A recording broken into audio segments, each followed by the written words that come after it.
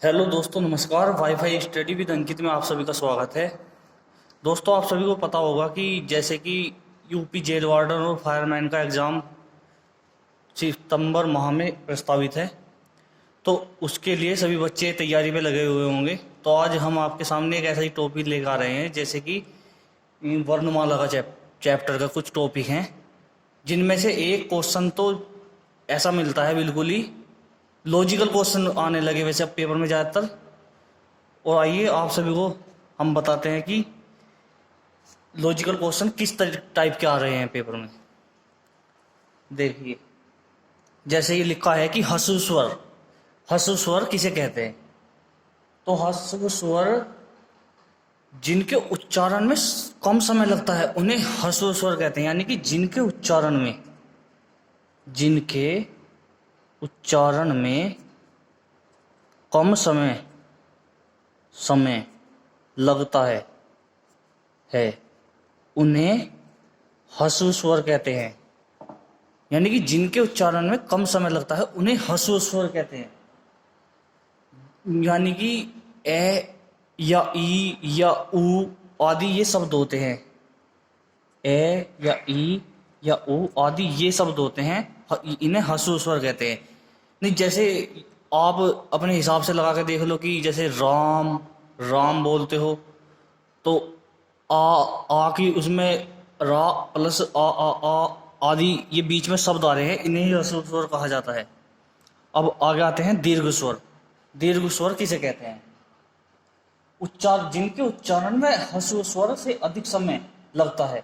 यानी कि जिनके उच्चारण में ह्रस्व स्वर से अधिक समय लगता है उन्हें ही दीर्घ स्वर कहते हैं। नहीं समझ में आया अभी? चलो दोबारा बताता हूँ। जिनके उच्चारण में ह्रस्व स्वर से अधिक समय लगता है, यानी कि जिनके उच्चारण में ह्रस्व स्वर में तो कम समय लग रहा बोलने में और दीर्घ स्वर में ज़्यादा लगा बोलने में। तो यानी कि लिखो फिर दोबारा, जिनके उच्चारण में या बोलने में अधिक समय लगता है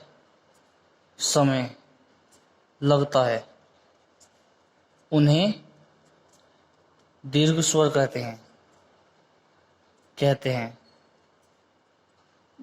तो आप ये सोच रहे होंगे कि दीर्घ स्वर कौन कौन से, अब हम आपको बताते हैं।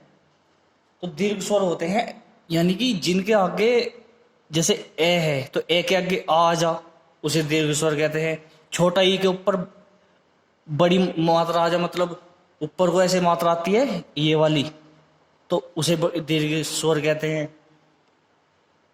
छोटा ऊ में अगर हम री की मात्रा काट देंगे तो वो बड़ा ऊ बन जाएगा, तो उसे दीर्घ स्वर कहते हैं। और तुम्हारा जो है छोटा ए पे अगर ए की मात्रा लगा दें तो वो दीर्घ स्वर हो जाता है। तो स्वर की पहचान तो कर दोगे तुम सब। और जैसे मान लिया ए है, ए पे आ का डंडा और ओ, ये दीर्घ स्वर हो गया। यानी कि जिन पे भी बड़ी मात्रा आती हो उन्हें ही दीर्घ स्वर कहते हैं।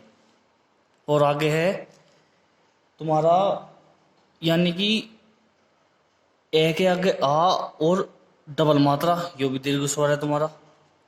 और आगे ए पे तुम्हारा आ और चांद की बिंदी, ये भी तुम्हारा दीर्घ स्वर है। तो अब तो समझ में आ गया होगा तुम्हें बच्चों। अब आगे देखते हैं प्लुप्त स्वर। भाई प्लुप्त स्वर बिल्कुल ध्यान से सुनना बिल्कुल बच्चों। जिनके उच्चारण में दीर्घ स्वर से अधिक समय लगता है, यानी कि जिनके उच्चारण में दीर्घ स्वर से भी अधिक समय लगता है। यानी कि ये बढ़ते क्रम में लिख रखे हैं मैंने सब, जो जितने भी लिख रखे हैं। जैसे ह्रस्व स्वर से बड़ा दीर्घ स्वर, दीर्घ स्वर से बड़ा प्लुप्त स्वर। अब प्लुप्त स्वर के बारे में, यानी कि जिनके उच्चारण में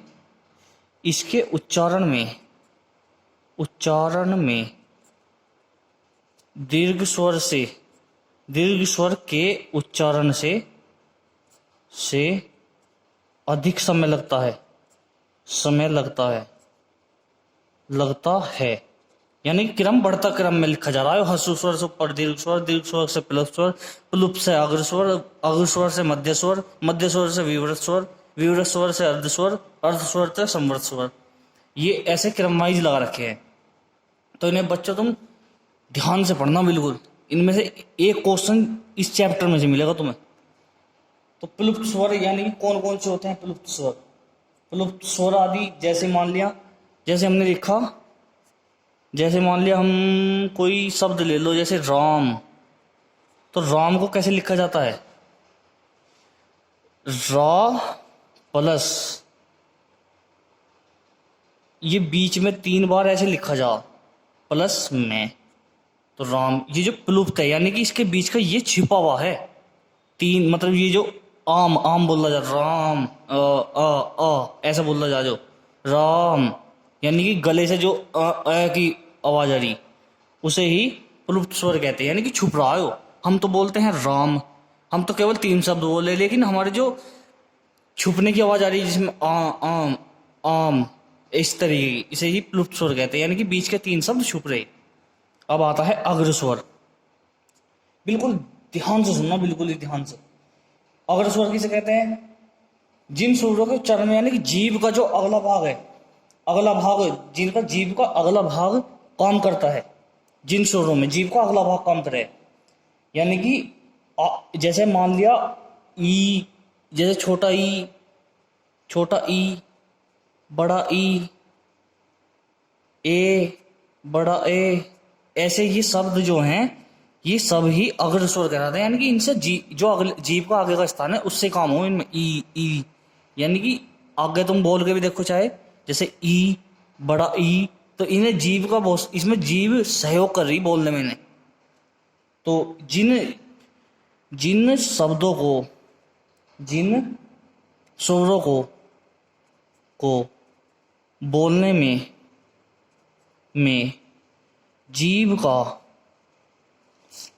आदि सहयोग होता हो, यानी कि सहायता करती हो जीभ बोलने में, सहायता करती है,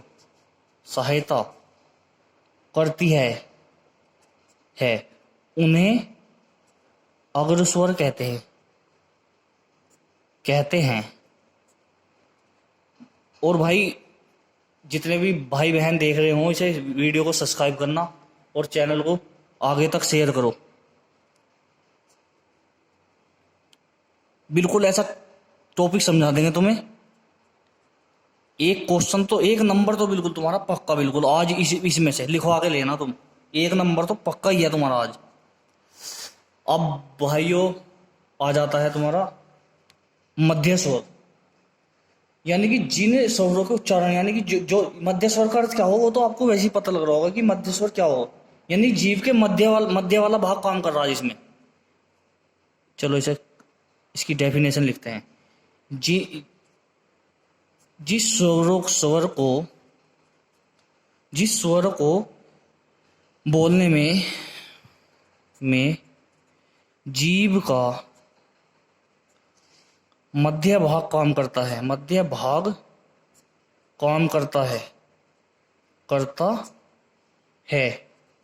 उसे कहते हैं मध्य स्वर कहते हैं। जैसे अब आप ये सोच रहे होंगे कि मध्य स्वर कौन कौन से, तो मध्य स्वर है जैसे ए आदि, ये वाला जो है ए है वो जीभ के बीच वाले भाग से बोला जाओ, यानी कि बीच वाला भाग ही सहयोग करता है जब बोलने में, तो ये मध्य स्वर हो गया। अब आगे आते हैं विवृत स्वर। अब विवृत स्वर सोच रहे होंगे आप कौन सा होगा, तो विवृत स्वर जिन स्वरों के उच्चारण में मुख द्वार पूरा खुलता है, जिन स्वरों के यानी कि उच्चारण में पूरा मुख द्वार खुलता है, विवृत स्वर। विवृत स्वर के बारे में पढ़ेंगे बच्चों, विवृत स्वर किसे कहते हैं। जिन स्वरों के उच्चारण में मुख द्वार पूरा खुलता है उन्हें विवृत स्वर कहते हैं, यानी कि ये भी तुम एक तरीके से मध्य स्वर की तरह ही मान लो, यानी कि जिन स्वरों में को बोलने में जीभ का मध्य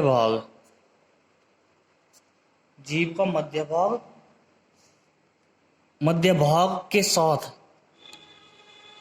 पूरा मुख खुलता है,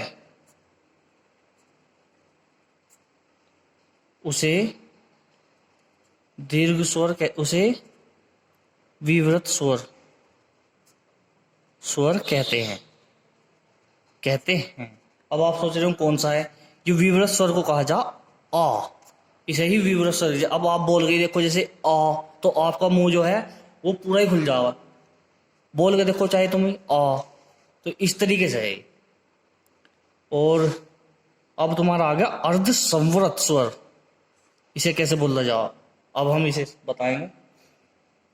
तो अर्ध स्वर जिन स्वरों को उच्चारण में मुख द्वार आधा खुलता है, यानी कि ये वे अर्ध संवृत स्वर वे स्वर है जिनमें मुख द्वार आधा खुलता है, यानी कि इनमें मुख द्वार आधा खुलता है, उन्हें ही अर्धविवृत स्वर कहते हैं। जैसे ए, और आगे हो ए, बड़ा ए, यानी कि बड़ा ओ, यानी कि आ पे चांद बिंदु नहीं, यानी कि यही केवल चांद ही चांद केवल। तो अर्ध स्वर अर्ध संवृत का अर्थ तो तुम्हें ऐसे ही पता लग रहा होगा, जैसे कि अर्ध स्वर का अर्थ क्या हो गया, आधा, अर्ध का आधा, तो इसे ही अर्ध संवृत स्वर कहते हैं। अब केवल आ गया भाई लास्ट वाला बचा संवृत। संवृत किसे कहते हैं, जिन स्वरों के उच्चारण में मुख द्वार लगभग बंद ही रहता है, संवृत उन्हें कहते हैं। संवृत का अर्थ है बंद, बिल्कुल बंद रहता है जिन्हें, उसे ही संवृत कहते हैं। तो यानी कि जिन स्वरों के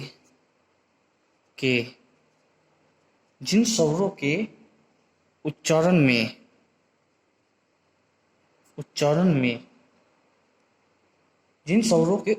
में मुख द्वार लगभग बंद रहता है, मुख द्वार, हाँ, यानी कि अपना जो मुंह है ना, वो मुख द्वार बिल्कुल बंद रहता है, द्वार बंद रहता है, उन्हें क्या कहते हैं, संवृत स्वर कहते हैं। समझ में आ गया भाइयों? तो आप ये सोच रहे होंगे कि संवृत स्वर कौन से हैं, ये साइड में जगह नहीं बची, इसे साइड में देख लो। संवृत स्वर यहाँ बता रहा हूं मैं तुम्हें कौन कौन से हैं। संवृत स्वर का अब तुम ई बोल के दिखाओ, छोटा ई, तो ई में तुम्हारा हल्के सा मुंह खुला, यानी कि बंद का सही रहा, ई में इतना नहीं खुला, ई। और तुम बड़ा ई बोल के दिखाओ, बड़ा ई में भी बिल्कुल बड़ा ई कुछ ज्यादा नहीं खुला। छोटा ऊ बताओ, ऊ में भी इतना नहीं खुला।